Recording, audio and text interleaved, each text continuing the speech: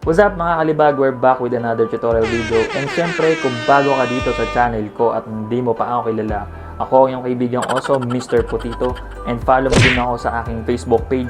Ayan yung aking Facebook page, Mr. Putitoe din po ang name. So syempre naman, kung bago ka dito, baka lang naman, click the subscribe button and tiny bell below para laging updated sa mga bagong videos na i-upload ko. So yun guys, ang pag-uusapan natin ngayon is yung tanong ni Sir Gerald Salonga. Shout out sa iyo sir. Paano ba ma-achieve ng isang webcam ang ginagawa ng isang DSLR camera? Which is yung depth of the field or yung tinatawag ng iba na blurry effect or sa ating mga cellphone is yung portrait mode. So ayun, ang tanong is kaya nga ba ni webcam gawin yun para sa ating mga online streamings or mga live streaming videos? Ang sagot diyan is yes na yes naman mga kalibag. Kayang gawin yan ni webcam sa pamamagitan ng ituturo ko sa inyo na tutorial. Syempre bago tayo pumunta dyan sa tutorial na yan is gusto ko muna magpasalamat dun sa mga nag-like, nag-share, nag-comment, and nag-view ng ating first tutorial video. And syempre kung hindi mo pa napapanood, nakalink siya dito sa taas, pati dyan sa may description sa baba, nandyan din siya, panoorin mo. And maraming salamat.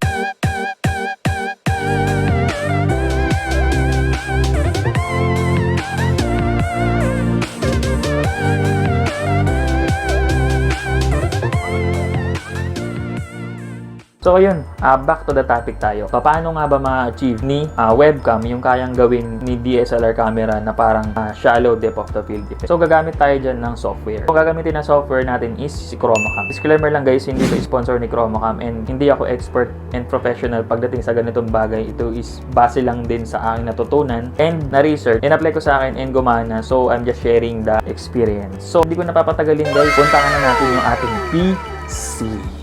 Tayo sa ating computer and syempre kung hindi nyo pa nada-download si Chromacam at si OBS Studio is para dun sa kanilang official website na nakalink dyan sa may description sa baba. So i-download na lang natin. So after natin ma-download yung dalo na si Chromacam, so pupunta tayo ngayon sa kanya. So kung makikita nyo dito naka-untoggle si show background.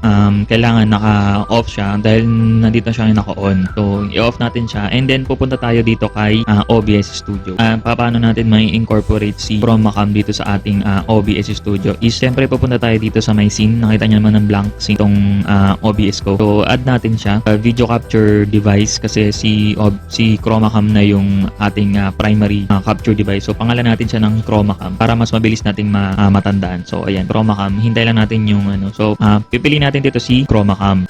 Ayan, nailagay na natin ngayon si Chromacam sa OBS. So ayun kung guys, kung mapapansin niyo, ayan, kung mapapansin niyo, para ako nakamask sa ating camera. So ayan, dito sa may free version, hindi natin na-adjust yung blur level at saka yung maximum frame rate. Pero siguro dun sa may premium version, syempre toggle natin tong mga to. So punta tayo dun sa filters. Ang ituturo ko muna sa inyo ngayon is yung blur effect or yung shallow depth of the field effect na tinatawag, parang ganun sa DSLR. So dito sa may filters, pwede nyo baguhin yung inyong mga backgrounds. Kung gusto nyo ng green, kung gusto nyo ng maroon, yan, pwede na babago. Pero yung blur effect na hinahanap natin is yung unang option. Ito, kung napapansin niyo, mga kalibag, kung napapansin niyo, parang medyo nagkaroon ng blur effect yung background ko. So para makita natin kung merong pagbabago, is punta tayo ng settings and i-toggle on natin yung show background. Kung makikita nyo, yan, i-ano ko yung chair ko para makita niyo yung kaibahan. Ayan. Kung mapapansin niyo yung letters dun sa chair, magkakaroon siya ng parang blur effect. Ayun na. Ayan. 'Di ba? Nakikita niyo. So ayun, yun yung isa sa mga feature ni Chromacam na tinatawag na blur effect or parang ganun sa DSLR na yung parang ginagawa ni DSLR. So parang i-filter out lang niya yung likod mo. Ayan. So nagkakaroon ng blur effect. Tapos, syempre, hindi natin ma-access kasi yung blur level kasi naka-free, free version lang tayo. Pero, syempre, sa premium version, pwede nyong ayan, lumalabas siya na kailangan mag-upgrade ka ng Pro para mawala yung watermarks, mawala yung, makontrol mo ng full yung settings ni Chroma. So, yun yung first trick na sinasabi ko sa inyo, yung magkakaroon ng blur effect or yung parang depth of the field effect yung inyong mga webcams. Kahit wala namang parang yung lenses niya is hindi niya kayang magkaroon ng blur effect or yung bokeh effect na tinatawag. So, pupunta naman tayo ngayon kay background. Ganun pa rin, yung show background is naka-toggle off pa rin. So, pupunta tayo ng background. Dito sa background, doon sa free version, merong pwede ditong eto, parang kang nasa office lang. Eto, pwede din. Tapos merong mga outdoors, tapos mga tiles. Eto, mga to.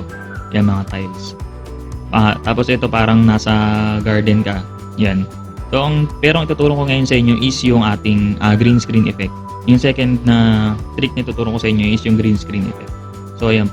Siyempre, click natin yung green screen effect. Kung mapapansin nyo din sa ating OBS, naka-green screen effect na yung ating camera. Paano natin mawawala yan ngayon? So, ito yung karamihan ng mga ginagawa ng mga live streamers na merong silang green backdrop sa kanilang likod and para magkaroon ng parang nagkakaroon ng blending yung game nila tapos yung sarili nila. So, ayun. Try natin lagyan ng na-add ko na yung parang ito example is parang naka-live stream ka. So, iangat lang natin si Chromacam para nasa taas siya nung ating video. So, ayan, nakita nyo naman. So, ang gagawin nyo dyan is parang isi-shrink nyo siya. Papaliitin nyo. So, ayan. Ngayon, meron ka ng parang naka-live stream ka na. Ganyan yung mismo mangyayari kapag gusto mo mag-live stream na gamit yung green screen effect. Tapos, pwede mong ipesto dito yung camera or dito sa taas. Or dito. Yung iba nakamalaki muna. Halimbawa, pag on game pa sila or hindi pa sila naglalaro, ganito yung ginagawa nila, nakalagay sa gitna. So, paano natin maalis ngayon yung green? So, pupunta tayo kay Chromacam, mag-apply tayo ng filters. Click natin sa Chromacam, filters, add tayo ng chroma key. Pag-click natin kay chroma key, automatic na yun na mawawala na yung green screen background. So, ayan, para ka na naka-blend sa laro mo. Ayan, ipepesto mo na lang siya dyan. Yan, para kang na-blend sa nakalaro. Ngayon, pag on-game ka na, ito, pag gantong malaki, kadalasan yung ibang streamers tsaka yung ibang mga live streamers is nakikipag-usap sila sa mga audience nila and then pinapaliit na lang nila or meron silang gumagawa sila ng panibagong scene na maliit lang yung camera nila. So, yan, ganyan. Ganito na yung magiging itsura ng inyong live streaming gamit ang inyong Chromacam na hindi nyo na kailangan magkaroon ng green na background. So, mga kalibag, nakapagturo na naman ako sa inyo ng hindi lang isa kundi 2 tips para lalo mo pang mas mapaganda ang inyong live streaming videos. And syempre naman kalibag, kalimutan mo mag-iwan ng bakas. Click the subscribe button and tiny bell below para lagi kang updated sa mga bagong videos na i-upload ko. So ayun mga kalibag, sana nakatulong ito sa papaganda ng live streaming mo and sana may naiambag ako sa paganda ng live streaming mo. So hanggang dito na lang po yung video natin and bago ko makalimutan is shoutout nga pala dun sa may kaibigan ko. Happy birthday sa'yo, John Matthew Santeleses. Magpadala ka naman ng turon o kaya ng lumpia dito. So ayun, maraming salamat kung umabot ka sa last part ng video na to is malaking bagay na to para sa akin. So ayun, maraming salamat mga kalibag. Peace!